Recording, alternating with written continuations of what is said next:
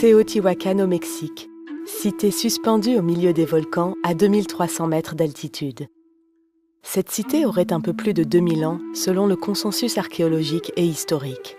Elle n'aurait aucun rapport avec la civilisation européenne, d'Afrique ou ailleurs dans le monde. En est-on bien sûr? Les historiens étudient les écrits concernant ce lieu magique. Les archéologues grattent la terre, creusent, restaurent, mais n'y aurait-il pas une autre façon plus audacieuse d'étudier ces monuments?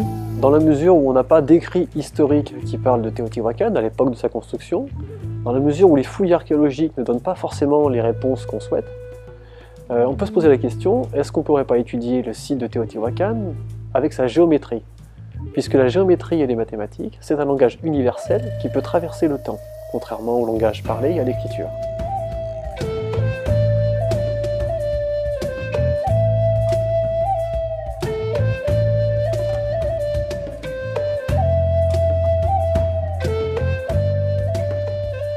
Cet immense complexe est constitué de 3 grands monuments.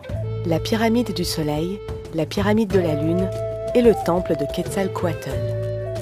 Y gravitent autour de nombreuses pyramides de petite taille dont on ne sait pas grand-chose. La plus grande pyramide, celle du Soleil, nécessiterait plus de 150 000 camions pour acheminer les matériaux qui ont servi à sa construction. Et le plus étonnant est la présence de pierres de mica dont la provenance semble très lointaine. On raconte que les pierres de mica proviendraient du Brésil. Si c'est le cas, pour quelle raison avoir choisi ces pierres-là? La construction d'une telle cité représente un travail titanesque dont nous sommes en peine d'imaginer. Comment cela fut possible avec des moyens simples? La pyramide du Soleil. Cette immense pyramide est une des plus grandes de la planète. Elle mesure 220 mètres très exactement dans sa plus petite largeur. Sa hauteur est estimée à 70 mètres. En effet, il manque une partie du sommet. Et si on coiffait la pyramide d'une coiffe virtuelle, elle mesurerait alors 220 mètres de large par 70 mètres de haut. 220 par 70, cela évoque de toute évidence la fraction 22 par 7, qui est celle du nombre pi. 22 par 7 égale 3,142857. C'est une très bonne approximation du nombre pi. Mais le plus incroyable, ce n'est pas que ces bâtisseurs connaissaient aussi le nombre pi, mais que cette fraction, 220 par 70, fonctionne en mètres. En effet, si nous raisonnions en miles, en yards, en pieds, en coudées, nous ne verrions pas apparaître la fraction simple de 22 par 7, mais par exemple 240,59 yards par 76,55, ce qui est beaucoup moins pratique. Le rapport de proportion entre la hauteur et la largeur de la pyramide du Soleil, elle peut nous délivrer un nombre, qui est le nombre pi. Par contre, ce qui est intéressant, c'est que ces nombres qui constituent ce rapport, eux, ils peuvent nous délivrer l'unité de mesure. Et ici, l'unité de mesure, ça pourrait être le mètre. L'unité métrique n'est pas censée avoir existé en Amérique du Sud. En effet, cette unité nous est présentée comme une invention des scientifiques de la fin du XVIIIe siècle en France. Jean-Baptiste Delambre et Pierre-André Méchain avaient pour mission de mesurer le méridien de la Terre pour en tirer une fraction de 1 pour 40 millionième afin d'en définir le mètre. Ils tentèrent de mesurer une fraction de méridien entre Dunkerque et Barcelone pendant 7 années. Il leur fallait pour cela mesurer les distances et les angles entre différentes collines et monuments visibles de loin, tenir compte de la réfraction de la lumière dans l'air, de la dilatation de leurs outils de mesure, de la différence d'altitude entre les points de visée et croire en la fiabilité de leurs outils de mesure. Le livre de Canalder montre les difficultés qu'ont rencontrées ces scientifiques, à tel point qu'on se demande s'ils ont réellement réussi leur mission. À la fin de la lecture de ce livre, on a du mal à croire que l'opération ait été un succès. Il est aujourd'hui impossible de vérifier leur travail. Même s'il est consigné dans des milliers de pages bien archivées, rien ne permet de dire qu'ils ont réellement réussi leur mission. Et pourtant, le mètre en est sorti. Et si nos scientifiques n'avaient tenté qu'une simple vérification de connaissances métriques plus anciennes? Revenons un instant sur la géométrie de la pyramide du Soleil. Sa base n'est pas exactement carrée. En effet, elle mesure 220 mètres par 224,3 mètres. Or, cela permet d'en déduire une diagonale de 314,16 mètres. c'est-à-dire exactement 100 fois le nombre pi, exprimé en mètres. Étrange coïncidence, vous ne trouvez pas? Observons maintenant sa position par rapport à la pyramide de la Lune. Elle est décalée de 2 degrés par rapport à l'axe nord-sud de la pyramide de la Lune, mais c'est la distance qui nous intéresse, et elle est exactement de 800 mètres. Une distance de 800 mètres tout rond, comme si les bâtisseurs utilisaient cette unité dans les positions des monuments. Encore plus amusant, la distance qui sépare la pyramide du Soleil du temple de Quetzalcoatl est exactement de 1200 mètres. Là encore, une distance en hectomètres juste. Mais au fait, ce temple de Quetzalcoatl, quelle est sa largeur? 400 mètres très exactement. Encore une unité métrique en hectomètres, cela commence à faire beaucoup de coïncidences métriques, vous ne trouvez pas? Il semble que la base 4 ait aussi été retenue dans cette géométrie. Le complexe aurait-il été construit en utilisant des modules de 400 mètres?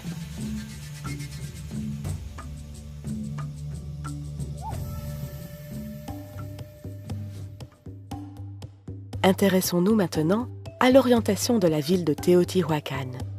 Le complexe de Teotihuacan présente une grande allée qu'on appelle l'allée des morts. Cette dernière est désaxée par rapport à l'axe nord-sud d'exactement 15,47 degrés. Toutefois, si on regarde l'axe nord-sud, on s'aperçoit qu'il passe par les coins nord-ouest de la pyramide de la Lune et de la pyramide du Soleil. Comme si les bâtisseurs avaient d'abord défini les contours des pyramides pour les faire coïncider avec les points cardinaux de manière subtile. Pourquoi? Revenons maintenant sur l'orientation générale de 15,47 degrés du complexe de Teotihuacan. Si nous intégrons le complexe dans un rectangle qui englobe les 3 monuments, nous pouvons alors mesurer une longueur de 2236 mètres, 2,236 km. Qu'est-ce que cela peut bien vouloir dire? Ce nombre est très important. Il est la racine de 5. En effet, la racine de 5 est 2,236. Mais ce nombre est aussi l'addition du nombre d'or et de son inverse. 1,618 plus 0,618 égale 2,236. Donc le nombre d'or c'est 1,618 et ce nombre en fait il a une caractéristique mathématique qui est particulière. C'est-à-dire que si on en prend le carré, on va obtenir 2,618. Si on en prend l'inverse, on va obtenir 0,618. Donc le nombre d'or, en fait, si on prend l'inverse, c'est le nombre d'or moins 1, et si on en prend le carré, c'est le nombre d'or plus 1. Et il est le seul nombre, en fait, à avoir cette caractéristique mathématique. Et alors, vous allez me dire, à quoi ça sert ce nombre d'or? Alors ce nombre d'or, en fait, c'est une constante de l'univers, dans le sens où pratiquement tous les êtres vivants, sans qu'on s'en rende compte, on est comme préformaté par ce nombre-là. La croissance des coquillages, la croissance des végétaux, et également les proportions du corps humain pourraient répondre du nombre d'or. C'est également quelque chose qui est très utilisé d'un point de vue esthétique, dans l'art, que ce soit les artistes qui l'utilisaient déjà à la Renaissance, mais dans tout un tas de domaines comme la publicité également. Est-il possible que les dimensions de ce complexe servent à encoder des constantes universelles en unités métriques? Il semble que oui. Poussons l'analyse un peu plus loin. Une fois arrivé devant le temple de Quetzalcoatl, après un trajet de 2,236 km, si je me dirige vers l'est pendant 618 mètres, c'est-à-dire l'inverse du nombre d'or, et que finalement, après ce trajet plein est en direction du soleil levant, je me décide à remonter plein nord, je vais alors boucler un étrange triangle rectangle dont chacun des côtés évoque le nombre d'or, tout en passant par les 2 pyramides de la Lune et du Soleil. Le petit côté, qu'on appelle aussi côté opposé, mesure 618 mètres, l'inverse du nombre d'or. Quant à l'hypoténuse de mon triangle rectangle, elle mesure 1618 plus 618 mètres. Donc après, la question qu'on peut se poser, c'est comment est-il possible que dans un monument qui a plus de 2000 ans, on y retrouve la constante phi du nombre d'or, l'unité métrique, le tout relié sur un triangle rectangle avec les axes cardinaux. Comment cela est-il possible par hasard? Sur la grande place qui se trouve devant la pyramide de la Lune, au point de départ de l'allée des morts, se trouve au centre de la place un petit autel, une petite pyramide qui aurait servi pour les sacrifices d'une époque plus récente. Mais était-ce vraiment sa fonction originelle? En effet, la distance qui sépare cette petite pyramide au centre de la place jusqu'à la pyramide du Soleil est de 618 mètres. Oui, vous avez bien entendu, l'inverse du nombre d'or en mètres. La distance qui sépare cette petite pyramide du centre de la pyramide de la Lune est de 191 mètres. Or, si nous faisons le trajet aller-retour suivant, pyramide du Soleil, autel de la place et pyramide de la Lune, nous parcourons qui est égal à 1618 mètres. Encore une fois, le nombre d'or est exprimé ici en mètres. Mais ce n'est pas tout. Si la distance centre de la place jusqu'à la pyramide du Soleil est l'inverse du nombre d'or, il se peut aussi que 191 mètres soit l'inverse d'un autre nombre, d'une autre constante importante. Et en effet, l'inverse de 1,91 est 0,5236. Or, 0,5236 est une constante de l'univers. Pour vous donner un exemple, si vous plongez une sphère dans un cube de même diamètre que la sphère, cette dernière va occuper 52,36% du volume du cube. Mais ce n'est pas tout. 52,36, c'est en centimètres la taille de la coudée égyptienne qui a servi entre autres à bâtir les pyramides du plateau de Gizeh en Égypte. Y aurait-il un lien entre les pyramides d'Égypte et celles du Mexique? Ce n'est certainement pas le consensus actuel, mais un consensus n'est pas pour autant une vérité. Regardons de plus près les indices qui pourraient nous permettre de relier ces sites entre eux. Par exemple, la distance du centre de la place jusqu'au temple de Quetzalcoatl est de 1,7857 km, soit l'inverse de 0,56. Or, ce qui est amusant avec ce nombre 56, c'est qu'il est une clé qu'on retrouve dans d'autres constructions de par le monde. Didier Coillac a constaté le fait suivant. En ramenant simplement la hauteur de la grande pyramide au point culminant de Chambord, à 56 mètres de manière homothétique, nous constatons que le château est exactement 2,618 fois moins élevé que l'édifice égyptien, soit d'un rapport π au carré. Si l'on reconnaît l'intérêt porté par les bâtisseurs et artistes de la Renaissance au nombre π, comme démontré par Didier dans ses travaux antérieurs, il est tentant d'écarter le hasard d'un tel résultat. Déplaçons maintenant la pyramide fictive dans l'enceinte de Chambord. Chacun de ses côtés s'emboîte parfaitement entre les murs de l'aire sud-ouest du château. La concordance est totale. Cela peut aussi expliquer la dissymétrie constatée, mais jamais expliquée, entre l'aire sud-ouest et l'aire nord-est du château, le donjon n'étant pas parfaitement au milieu de ces deux aires. Considérons maintenant les dimensions de Chambord en utilisant le mètre, pourtant censé être inconnu au XVIe siècle.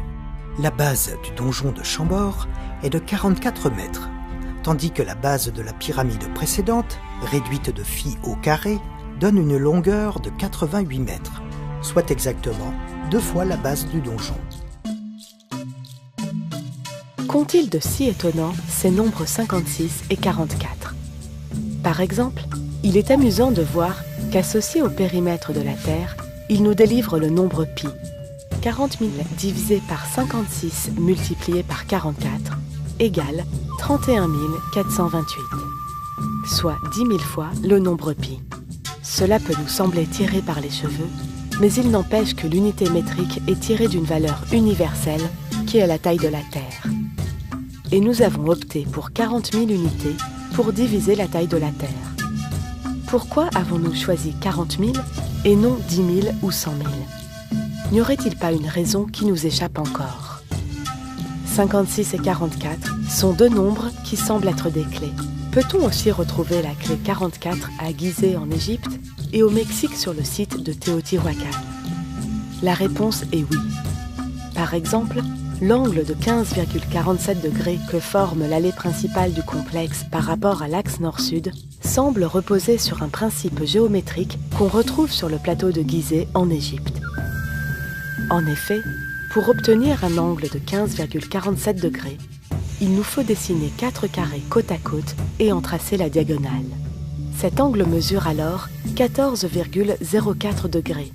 Puis, on va poser sur cette diagonale 40 petits carrés côte à côte encore une fois. Cette nouvelle diagonale aura un angle de 1,43 degrés. Or, 14,04 plus 1,43 égale 15,47 degrés. L'angle de 15,47 degrés peut donc être obtenu en traçant 44 carrés. Cette figure géométrique, qui emprunte des carrés en base 4, peut se lire de manière numérique, 44 ou 440. Donc sur le plateau de Gizeh en Égypte, les chaussées processionnaires de la pyramide de Khéops et de Képhren, elles sont décalées de l'axe est-ouest de 14,04 degrés, ce qui correspond exactement à la diagonale de 4 carrés mis côte à côte. C'est ces 4 carrés qu'on a retrouvés également sur la cité de Teotihuacan au Mexique. Et ce qui est intéressant également de faire remarquer, c'est qu'à Gizeh, donc en Égypte, l'angle du soleil formé au solstice d'été et solstice d'hiver est de 56 degrés exactement. Tiens, au fait, quelle est la largeur de la pyramide de Khéops en coudées de 52,36 cm? Elle est de 440 coudées. Bien qu'elle soit éloignée, nous pouvons pousser le rapprochement entre ces pyramides du Mexique et d'Égypte beaucoup plus loin. Il est fort possible que le complexe de Teotihuacan n'ait pas pu être terminé. Il y a entre les deux grandes pyramides du Soleil et de la Lune un emplacement vacant qui semble avoir été préparé pour recevoir une troisième pyramide. C'est comme si cet espace avait été préparé avec un terrassement en attendant qu'on y construise la dernière pyramide. En effet, il y a partout des petits monuments le long de l'allée des morts, mais pas à cet endroit-là. Pourquoi ? Essayons d'y mettre une pyramide imaginaire.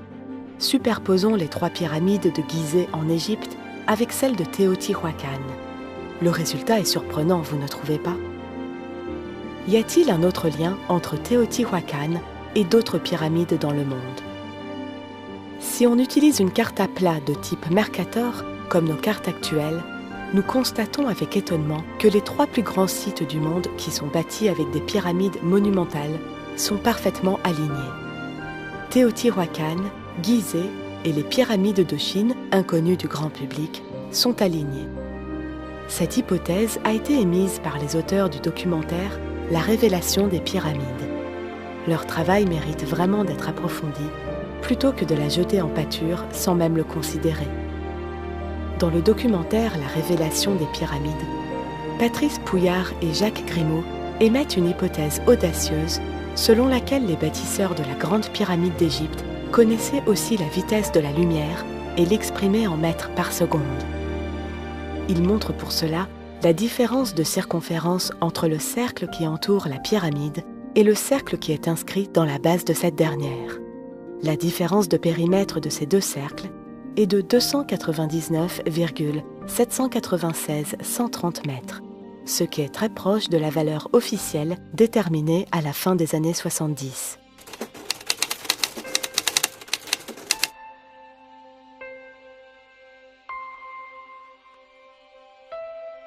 Mais nous pouvons ajouter que la latitude est comprise dans la Grande Pyramide, ce qui évoque de toute évidence la vitesse de la lumière telle que nous la connaissons.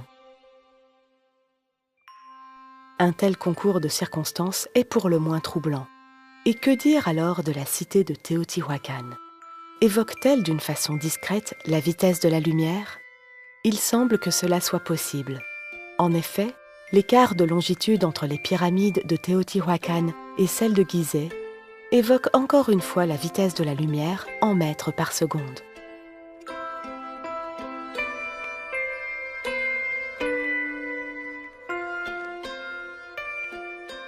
Cette hypothèse est très impertinente au regard de notre vision de l'histoire des civilisations anciennes. Se pourrait-il que nous nous soyons lourdement trompés? Sommes-nous capables de reconnaître nos erreurs? Faut-il se rendre à l'évidence, quoi qu'il en coûte de nos croyances et des consensus sur l'histoire de l'homme? Napoléon ne disait-il pas, lorsqu'il se trouvait devant les pyramides d'Égypte, que l'histoire est un grand mensonge que personne ne conteste? L'unité métrique est présente à Teotihuacan au Mexique, comme sur le complexe de Gizeh en Égypte. Et bien que les égyptologues nient cette réalité, le fait est avéré. les bâtisseurs des grandes pyramides d'Égypte connaissaient le lettre. Nous pourrions remonter encore plus loin et le ferons dans un prochain documentaire. Il semble de plus en plus envisageable que nos connaissances dont nous sommes si fiers ne soient qu'une redécouverte de ceux qui avaient été compris dans un passé lointain.